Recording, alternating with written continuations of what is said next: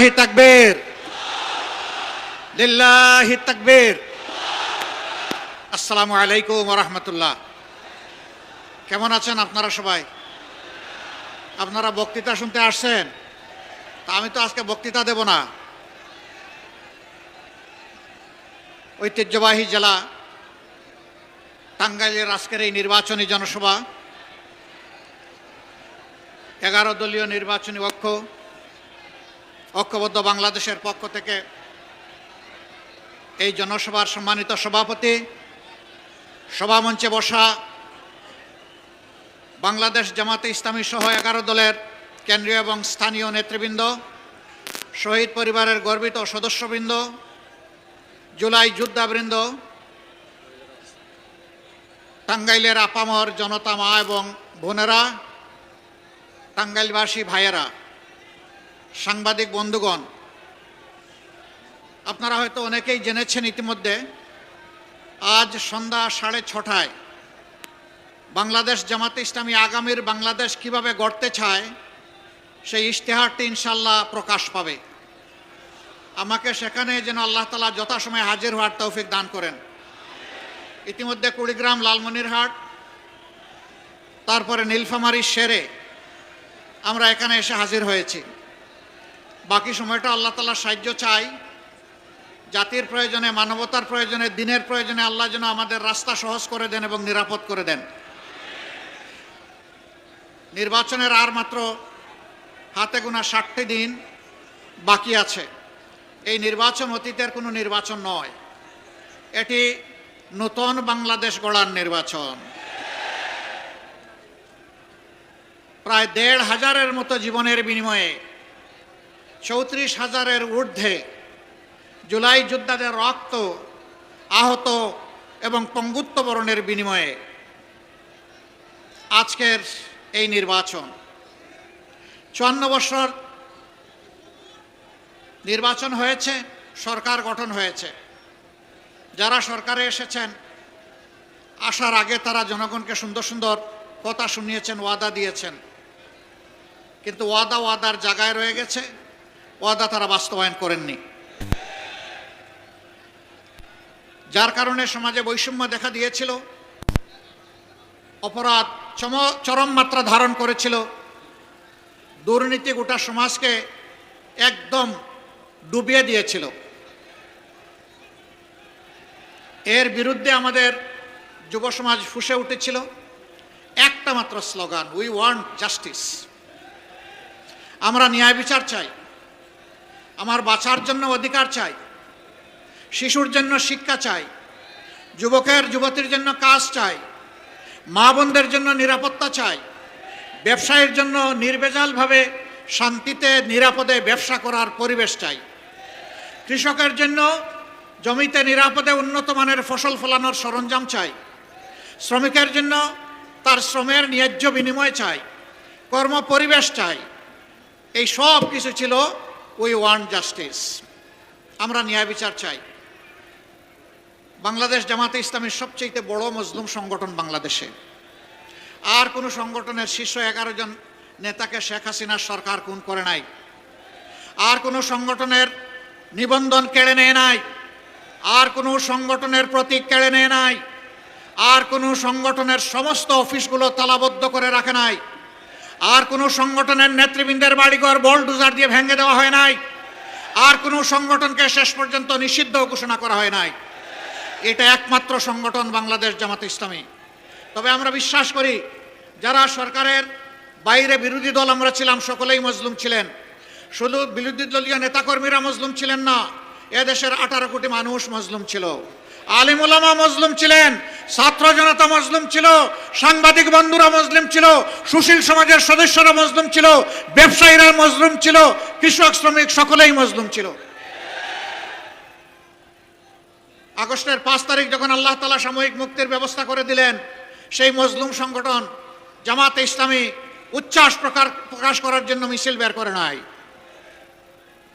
নির্বাচন দাবি করে নাই, কারো কাছ থেকে প্রতিশোধ নেওয়ার ঘোষণা দেয় নাই, হাজার হাজার মামলা বাণিজ্য করে মানুষকে হয়রানি করার সিদ্ধান্ত নেয় নাই, বরঞ্চ আল্লাহ তাআলার শুকরিয়া আদায় করার জন্য সিজদায় পড়েছে যে আল্লাহ তাআলা জগদ্দল পাথর আর ফ্যাসিজমের হাত থেকে বাংলাদেশকে মুক্ত করে দিয়েছেন, আলহামদুলিল্লাহ। আমরা সে রাতেই ঘোষণা করেছিলাম কারো উপর থেকে আমরা প্রতিশোধ নেব না। এই জাতির সাক্ষী 18 কোটি মানুষ সাক্ষী, একটা মানুষের উপর থেকে আমরা প্রতিশোধ নেই নাই। আমরা বলেছিলাম আমাদের কর্মীরা, সহকর্মীরা আর্থিকভাবে দারুণ ক্ষতিগ্রস্ত হয়েছেন, কিন্তু তাই বলে হারাম পথ আমাদের কর্মীদের উপার্জনের রাস্তা নয়, আমরা চাঁদাবাজি করব না। বাংলাদেশের 18 কোটি মানুষ চাঁদাবাজি আমরা করি নাই। আমরা বলেছিলাম যারা আমাদেরকে মামলা দিয়ে দফায় দফায় জেলে নিয়েছে, কষ্ট দিয়েছে, রিমান্ডে নিয়ে আমাদের উপর নির্যাতন করেছে, আমাদের কাছ থেকে অবৈধভাবে টাকা আদায় করেছে, আমরা তাদের বিরুদ্ধে হাজার হাজার লক্ষ লক্ষ মামলা দেব না। আমরা বলেছিলাম প্রতীকী কিছু মামলা হবে যাতে বিচারহীনতার সংস্কৃতি তৈরি না হয়। আমরা বলেছিলাম আমাদের কর্মীদেরকে যারা মজলুম, সাবধান, মামলা দিতে কি একজন নিরপরাধ মানুষকে মামলার আসামি করা যাবে না। আমরা জাতির সাথে কথা রেখেছি। আপনারা শুনে অবাক হবেন, 8টি মামলা, আমাদের সর্বমোট মামলার সংখ্যাই 750। এর মাঝে 8টি মামলা আছে, আসামি মাত্র একজন। আমরা দ্বিতীয়জন খুঁজে পাই নাই, দ্বিতীয়জনের নাম আমরা লিখি নাই। শুধু তাই না, 5 তারিখের পর 6 তারিখ বাংলাদেশে আমাদের সামনে এখন যে ভাইয়েরা দেশের আইন শৃঙ্খলা পরিস্থিতিকে সামাল দিচ্ছেন, সঙ্গত কারণেই সেদিন তারা ছিলেন না। 5, 6, 7, 8 এই 4 দিন ছিলেন না। 6 তারিখ সকাল থেকে সমস্ত কর্মীদেরকে আমরা নামিয়ে দিয়েছিলাম, যাও এবার জনগণের হয়ে পাহারাদারের দায়িত্ব পালন করো। সবগুলা উপাসনালয়, সকল ধর্মের মসজিদ সহ ভালনারেবল হাউসেস, ঝুঁকিপূর্ণ বাড়িগুলো, ব্যবসা প্রতিষ্ঠানগুলো, মানুষগুলো যেই সাহায্য চাইবে তাকেই পাহারা বসাও, তারই পাহারা দাও। রোদে শুকিয়ে বৃষ্টিতে ভিজে রাউন্ড দ্য ক্লক 24 ঘন্টা আমাদের কর্মীরা সেই দায়িত্ব পালন করেছে। এরপরে শহীদ পরিবারের পাশে দাঁড়ানোর চেষ্টা করেছে, আহত পঙ্গুদের পাশে দাঁড়িয়েছে, বন্যা এসেছে, ঝাঁপায় পড়েছে। আমরা সিজনাল পলিটিশিয়ান না, আমরা বসন্তের কুকিল না, যে যখন নির্বাচন আসবে তখন এসে নূতন রং ধারণ করে সুন্দর সুন্দর কথা নিয়ে আমরা হাজির হব না। আমরা তাই না। আপনারা সাক্ষী, 15.5 বছর আমাদের উপরে এত জুলুম হওয়ার পরেও আমরা একদিনের জন্য জনগণকে ছেড়ে কোথাও আমরা যাইনি। এই মাটি কামড় দিয়ে আমরা ছিলাম। আল্লাহ আমাদেরকে এখানে রেখেছিলেন। দফায় দফায় জেলে গিয়েছি, ঘর বাড়ি ছাড়া হয়েছি, অফিসে ঢুকতে পারি নাই, কিন্তু বাংলাদেশে ছিলাম, আলহামদুলিল্লাহ। এখনো আল্লাহ রেখেছেন। ইনশাআল্লাহ ভবিষ্যতে সুদিন দুর্দিন কি আসবে আল্লাহ ভালো জানেন। কথা দিচ্ছি, বাংলাদেশ ছেড়ে কোথাও যাব না ইনশাআল্লাহ। আছি, থাকবো, আপনাদের সুখেও থাকবো, ইনশাআল্লাহ দুঃখেও থাকবো। আমরা এখন একটি মানবিক বাংলাদেশ গড়ার স্বপ্ন দেখছি। এই স্বপ্ন কার? এটা আমার না, এটা জুলাই আন্দোলনের যোদ্ধাদের। তারা যে দেশটা দেখতে চেয়েছিল, আমরা সেই দেশটা গড়ার জন্য শপথ নিয়েছি। আপনারা আমাদের সাথে ইনশাআল্লাহ থাকবেন, থাকবেন ইনশাআল্লাহ। আলহামদুলিল্লাহ। তাইলে 12 তারিখের টার্নিং পয়েন্টে জাতির বাক বদলে দেওয়ার জায়গায় ঐতিহাসিক দায়িত্ব আমাদেরকে পালন করতে হবে ইনশাআল্লাহ। জুলাইয়ের যুবকেরা, তোমাদের কি শক্তি নিঃশেষ হয়ে গিয়েছে? এখনো সজাগ আছো? বুকে বল আছে? ইনশাআল্লাহ তাআলা লাজিম একটা সুষ্ঠু নির্বাচন এই জাতি আগামী 12 তারিখ আদায় করে ছাড়বে ইনশাআল্লাহ। আমি বিভিন্ন জায়গায় শুনতে পাচ্ছি যারা আমাদের মতো মজলুম ছিলেন 15.5 বছর, তারা এখন ভিন্ন ভূমিকায় অবতীর্ণ হয়েছেন, মানুষকে কষ্ট দিচ্ছেন, চাঁদাবাজি করছেন, দুর্নীতি করছেন, মামলা বাণিজ্য, দখল বাণিজ্য করছেন। শুধু তাই না, এখন নির্বাচন সামনে রেখে সম্ভাব্য নির্বাচনী এজেন্টদেরকে ঘরে ঘরে গিয়ে নাকি তারা হুমকি দিচ্ছেন। ভুলে যান, সেদিনের কবর রচনা হয়ে গেছে। আমার ভোট আমি দিব, তোমারটাও আমি দিব, এই দিন এখন আর নাই। আপনার ভোট আপনি দিবেন, আমারটা আমি দেব ইনশাআল্লাহ। আপনার পছন্দ মতো আপনার ভোট দেন, 18 কোটি মানুষ তাদের পছন্দ মতো তাদের ভোট দেবে। এখানে আবার গায়ের শক্তি, কালো টাকা, ইঞ্জিনিয়ারিং এবং ম্যানুভারিং কিছুই মানা হবে না। যেই যুবকরা খালি হাতে বুক ছিটিয়ে মুক্তি আনতে পেরেছে, সেই যুবকরা 12 তারিখও বিজয় লাভ করবে ইনশাআল্লাহ। আমাদের দুটো বুট। যুবকরা, যুব সমাজ, তোমরা আমাদের কাছে সেদিন মিছিল করে কারো কাছেই তোমরা বলনি আমাদেরকে আগামীতে বেকার ভাতা দিতে হবে। কোন যুবক বলেছিল? আমাদের যুবকরা কারো বেকার ভাতা চায় না। এই যুবকরা অধিকারের জন্য, কাজের অধিকারের জন্য লড়াই করেছিল। আমরা কথা দিচ্ছি তোমাদের হাতকে শিক্ষার প্রশিক্ষণ দিয়ে ভরে দেবো ইনশাআল্লাহ। তারপরে তোমাদের মজবুত হাতে কাজগুলা তুলে দেবো ইনশাআল্লাহ। এরপরে বলবো আমাদের বাংলাদেশটা তোমরা গড়ে দাও। আমরা আগামীর বাংলাদেশ তোমাদের হাতে উপহার দিতে চাই। যুবকরা তৈরি আছেন? হাত তুলুন। মাশাআল্লাহ, আবাল বৃদ্ধ বনিতা সবাই যুবক। ইয়েস, তাইলে আমিও যুবক, আমিও যুবক। ইনশাআল্লাহ যৌবনের প্রত্যাশার বাংলাদেশ। আগামী 15 তারিখ আমরা নতুন সূর্য পাবো ইনশাআল্লাহ। মা বোনরা বড় ঋণী করেছেন। জুলাইয়ের 15 তারিখ আমাদের মেয়েদের গায়ে ঢাকা বিশ্ববিদ্যালয়ে যখন হাত দেওয়া হয়, সারা বাংলাদেশে আগুন জ্বলে উঠেছিল। আমরা মায়েদের কাছে ঋণী। 16 তারিখ আবু সাইদ চিৎকার দিয়েছে উত্তরবঙ্গে দাঁড়িয়ে, আমার অধিকার আমাকে দে, না হয় আমাকে একটা গুলি দে। সে বলেছিল বুকের ভিতরে তুমুল ঝড়, বুক পেতেছি গুলি কর। জাতির জন্য বুকে গুলি লুফে নিয়েছে, পিঠে নেয় নাই, কারণ সে বীর সন্তান। বন্ধুগণ, সেদিন অনেকে বাধ্য হয়ে স্বৈর শাসকের হুকুম পালন করতে তারা বাধ্য হয়েছিলেন। আমরা জাতিকে নিয়ে পিছনে যেতে চাই না, আমরা জাতিকে নিয়ে সামনে যেতে চাই। আমরা এমন একটি বাংলাদেশ চাই যে বাংলাদেশে শিশুটি উপযুক্ত শিক্ষা পাবে, উপযুক্ত নাগরিক হিসাবে সুস্থ হয়ে বড় হওয়ার জন্য স্বাস্থ্যসেবা পাবে, নিরাপদ রাস্তা পাবে, নিরাপদ শিক্ষা প্রতিষ্ঠান পাবে। এরপরে যখন বড় হবে হাতের মধ্যে কাজ পাবে। এরপরে যখন আরো বড় হবে দেশটাকে গড়ে দেবে। আমরা সেই বাংলাদেশটা চাই যেই বাংলাদেশে আমার মা, আমার বোন, আমার মেয়ের শতভাগ নিরাপত্তা এবং মর্যাদা নিশ্চিত হবে ইনশাআল্লাহ। এটা ঘরে, রাস্তায়, কর্মস্থলে, যেখানেই হোক সব জায়গায় একই হবে। আমরা সেই বাংলাদেশ চাই যে বাংলাদেশে মানুষ তার যোগ্যতা এবং তার অবদান অনুযায়ী মূল্যায়িত হবে। সে ফর এক্সাম্পল, আজকের এই জনসভায় যারা আমাদেরকে নিরাপত্তা দিচ্ছেন, তাদের জীবন আর সাধারণ একটা দপ্তরে, অফিসে যিনি চাকরি করেন তার জীবন এক নয়।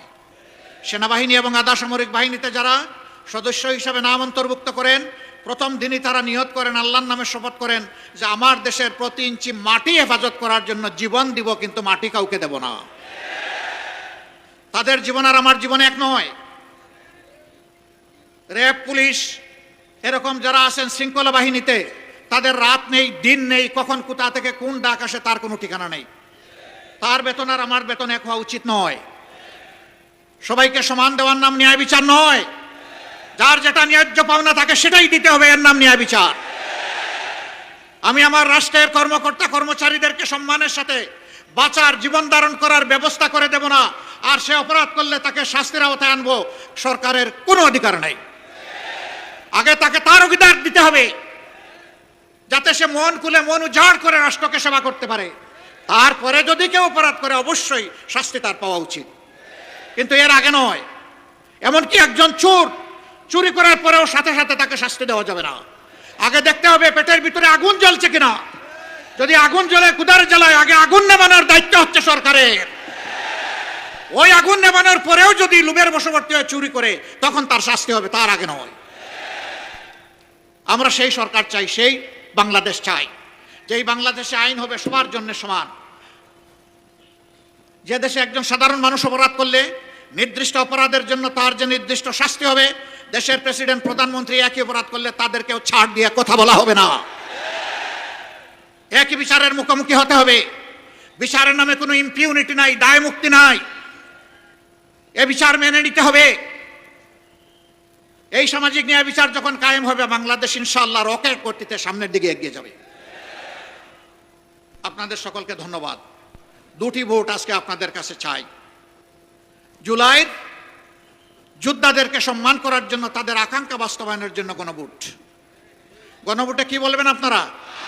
হ্যাঁ মানে আজাদি, না মানে গুলামি। আজাদি না গুলামি, আজাদি না গুলামি। ইনশাআল্লাহ সারা টাঙ্গাইল বাসীকে নিয়েই আমরা হা ভোট দেব এবং হায়ের বিজয় হবে ইনশাআল্লাহ। এর পরের ভোটটি ওই আকাঙ্ক্ষা বাস্তবায়নে যারা নিরলস কাজ করবে, দায়িত্বশীলতার সাথে, সততার সাথে, আল্লাহকে ভয় করে, প্রত্যেকটি নাগরিককে সম্মান এবং ভালোবেসে সেই সরকারটা আমরা গড়ে তুলে দিতে বদ্ধপরিকর। এই জন্যে 11টা দল আমরা নিজ নিজ মার্কা নিয়ে সব জায়গায় নির্বাচনে অবতীর্ণ হয়েছি। তবে এক জায়গায় 2 মার্কা নয়, একটা। যে মার্কা থাকবে বাকি 10 দল তার পাশে দাঁড়িয়ে যাবে ইনশাল্লাহ জনগণকে নিয়ে। এখন আমি মার্কাগুলো 8টা আসনের আমাদের প্রার্থীদের হাতে তুলে দিচ্ছি এক এক করে। টাঙ্গাইল 1 আসন, মধুপুর ধনবাড়ি, এই আসনে আমরা বাংলাদেশ জামাতে ইসলামী মনোনীত এবং 11 দল সমর্থিত প্রার্থী হিসাবে বিশিষ্ট চিকিৎসক জনাব ডাক্তার আব্দুল্লাহ আল কাফি, তার হাতে ইনসাফের প্রতীক দাড়িপাল্লা তুলে দিলাম। ভাই শক্ত করে ধরো, জাতির ভার বহন করতে হবে আরো শক্ত। দোয়া করবেন, শেষমেশ একটা স্লোগান সবাইকে নিয়ে দিব ইনশাআল্লাহ। তারপরে টাঙ্গাইল 2, গোপালপুর ভুয়াপুর, জায়গাটা ভুইয়াপুর না, হ্যাঁ, গোপালপুর এবং ভুইয়াপুর, এই আসনে আমরা ইনসাফের প্রতীক দাড়িপাল্লা তুলে দিচ্ছি বাংলাদেশ জামাতে ইসলামীর জেলা সেক্রেটারি টাঙ্গাইলের জনাব হুমায়ুন কবির।